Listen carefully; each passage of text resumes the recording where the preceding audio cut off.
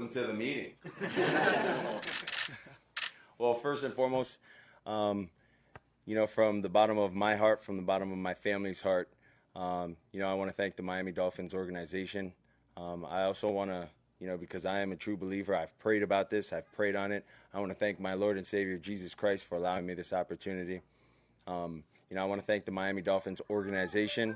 I want to thank the people that are in this room. I want to thank Mike McDaniel for believing in me, for entrusting this role in me as a leader of this team. I want to thank Chris Greer and Brandon Shore for the immense amount of pressure that they've had to go through and whatnot to get this deal done. I also want to thank Mr. Ross, for entrusting me this opportunity of leadership, for entrusting this role for me on this team, and trusting that, I'm the guy that's going to lead this team to what we want to do in winning playoff games and winning championships.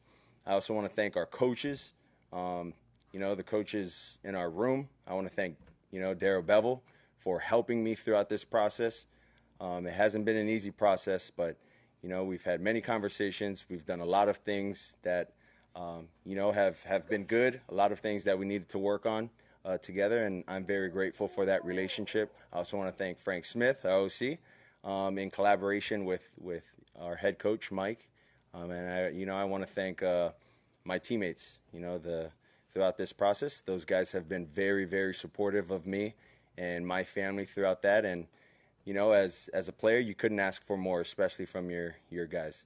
So we're looking forward to this year. I'm super excited and ready for the first question. It's life-changing.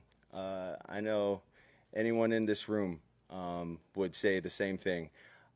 Words couldn't describe to me how that feels. It's unbelievable, but it's still, I'm not like gonna go and just, hey, yeah, I got this much money now. Let me just let's go buy a private jet, Mike, and let's go fly to Vegas and just go use all that money. I grew up like each and every one of you in these seats, working as hard as I possibly can to be in the position that I wanted to be. I'm sure that's what you guys are doing, and that's how I grew up. I grew up in a middle-class family. My dad was the only one that worked, and my mom took care of the kids. And so my dad did whatever it took to, take care of our family, and I'm just very, very blessed and very fortunate that, I've been able to use football as my career path to help my family generationally with, the kind of money that I've been given. Well, I think it's been a hard process, like I said earlier with Brandon and Chris. I mean, those guys have worked tirelessly with my agent, and, I'm not going to go into any of the details, but I can tell you, it's done. I'm not looking back. We're looking forward, and we're looking forward to what we can do to help this team win more games and, win games when it matters. So when your first start at the Rams game, I remember after the game, you were on the field at midfield in full jersey, and I don't know exactly what you were doing at that time, but in that moment, which I know was special for you, did you see yourself getting here at that time? At that time, I wouldn't say that I saw myself being at this exact moment. In that exact time, I can remember my thoughts were more so being grateful that I was still able to play the game. I was offered the opportunity to get into the Jets game, it was the Jets game, I believe. And, just being able to play football when, there were so many unknowns throughout that offseason as I got drafted. Is he going to be able to play the same? Is he going to be able to run? Is he going to be able to move? There were a lot of doubts, and as I went in there, I was just grateful that I was able to play an NFL snap, and it was more so for my confidence as well being in there, and I just soaked up that moment. Yes, so I talked to Mr. Ross, I talked to my wife, and after I talked to my wife, then I called my parents, then I called my brother, so I got to talk to all of them. I mean, it was cool. It was emotional for them. But it was really cool. That's fun. That's fun. But this comes with the business, right? This comes with the position.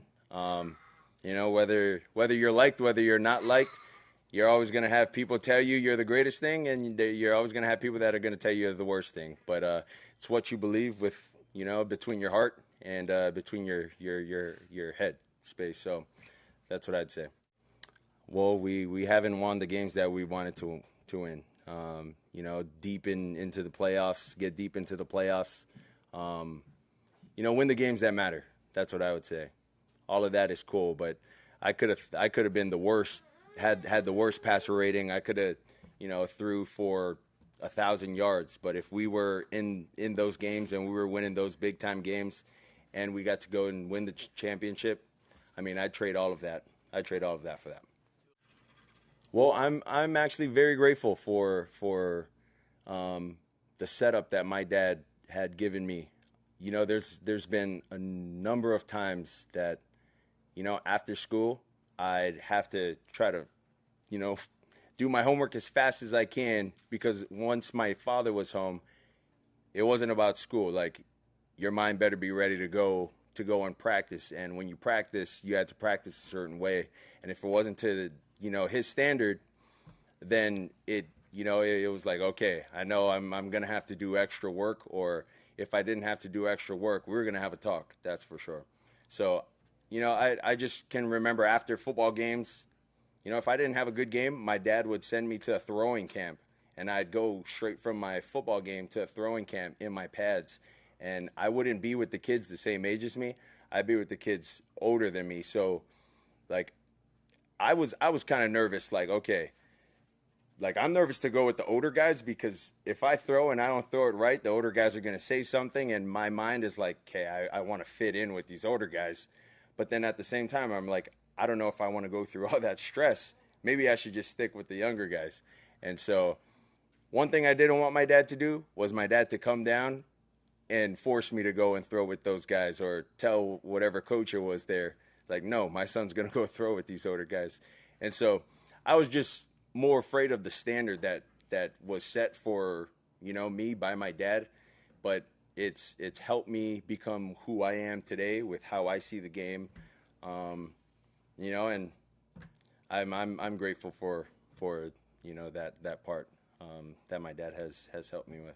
Yeah, so Chris Greer and Mike McDaniel, they're knocking on the quarterback's door, open the door, and I see Bev look, and I'm like, all right, everybody's too quiet. Like, let me take a look. And those guys are peeking in. They're peeking in through the door. And nobody says anything. They're just, like, nodding their head. Bless you, Bella. Everyone's nodding their head. And so I'm like, all right, is it time? So I walk up, and as I'm getting, to turn the corner, I'm like, wait, let me grab my pen. As a joke. I'm like, wait, let me grab my pen. Chris Greer sticks his hand out. I'm like, dude, we got it done? He's like, congratulations. So I shake Chris's hand, give him a hug, give Mike a big hug. Mike squeezes me super hard. And then as I'm getting ready to go back into the room, lo and behold, Brandon Shore's just coming down and walking down the alley. I'm like, all right, this is going to be like a 2-minute walk. So I'm like, all right, hold up, Brandon. Let me go throw something away. Come back out, give Brandon a big hug. The whole process, I'm sure, for everyone, both sides, had to be mentally draining. Because there's just so many gymnastics that you have to go through. It's not just, here's the money, this is what we can do, we're going to do that.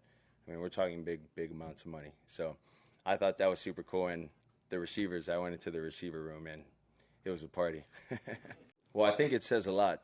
Word gets around quick, and I don't think he knows that I know, but I've been told from several birdies that are, here in the facility, that are upstairs as well, that he went to bat for me the day that I went out and practiced 11 on 11, 7 on 7, before we went on that little break, that he went to bat for me with, our owner. And,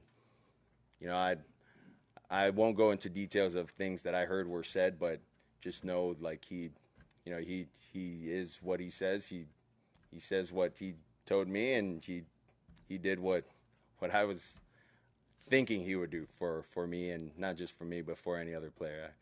So I'm very grateful for that. This is my job. This is my only job. I never had a real job.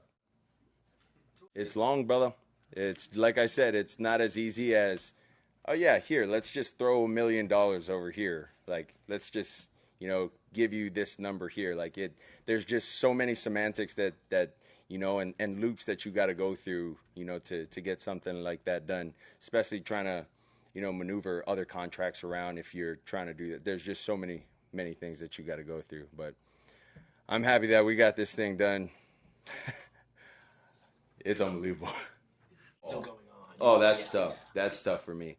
I don't know how the other quarterbacks like around the league do it, but for me, I'm a rep guy. Like I need to do it in order for me to kind of see what I need to do better or see what feels right, what doesn't feel right.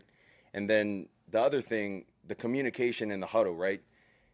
Those guys are hearing other guys in the huddle. That's not who they're going to be hearing. The cadence is just a little different with the way I say the cadence than the way the other guys say the cadence. So that was a little tough for me to kind of stay out. And so a lot of the decisions to being out there and whatnot, I made those knowing like whatever's going on outside, like, dude, that this is the reps that I need, and that's why I was out there. No, I haven't seen Dan in a while, but I mean, Dan would be excited. Every time we see Dan in our quarterback room, he's really excited. That's exactly what it is. That's exactly what we're looking forward to. Now that all of this is done, this is behind us.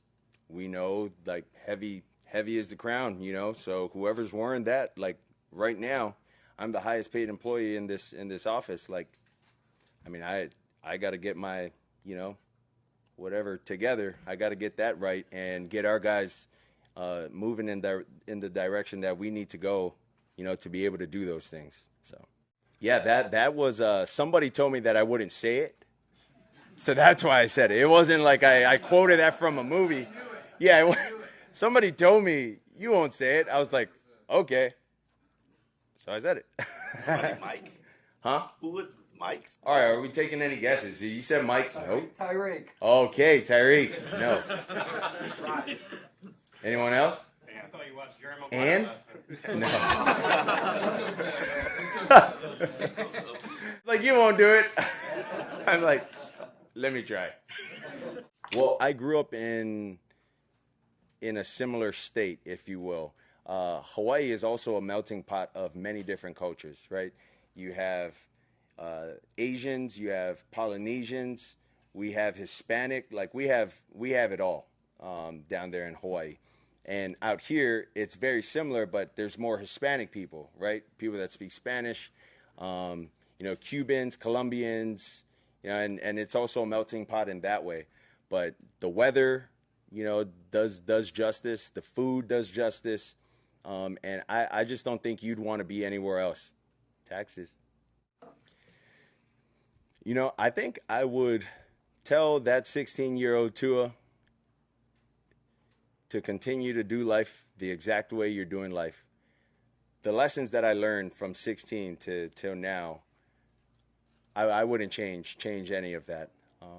I wouldn't deviate from any of the things that I've made mistakes with, and where I found success. Like, so I would tell him, just continue to be, do what you're doing. You're going to find it. And when you find it, you found it. We'd be here forever. That's like so long. The videos that he's shown, I forgot how, like 900 clips. I mean, that in itself is like a book already, like that we're talking about. Then, okay, let me go profess to the world that you're my guy, you're this, you're that. Let me go be bold. Here you go. Then we want to Sorry, I had it in my mind of what I wanted to say with things that are parked out there, but I don't think I should say anything about that. But but yeah, there's just so many things that we've gone through from the journey of 2 years ago, and it's not just football related. It's just life related. A lot of it is much more life related, off the field type of things. The mental aspect of the game, just the mental aspect of life, the mental aspect of family life back home, and just a lot of things like that. And it's really helped me throughout, the course of growing up from, that, what was that, my third year? My third year growing into this offense and growing into, the player that I am in this league and the man that I am off the field. There's just so many things to talk about, but in a nutshell, that's sort of what it is, and it's a cool full circle moment because, it's what he said he's wanted to do for, not just me, said player, but it's, for all the players that he wants us to make money, and he's going to do everything he can to help us do that. Last question. No questions? A joke? Ace and Maisie, 2 years old, 7 months. That was the last question?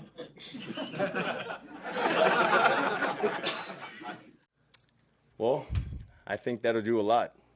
Being more mobile, being able to run the ball a little more, being able to, try to simulate that I am trying to run the ball and then pull up and, able to catch someone off guard in a way.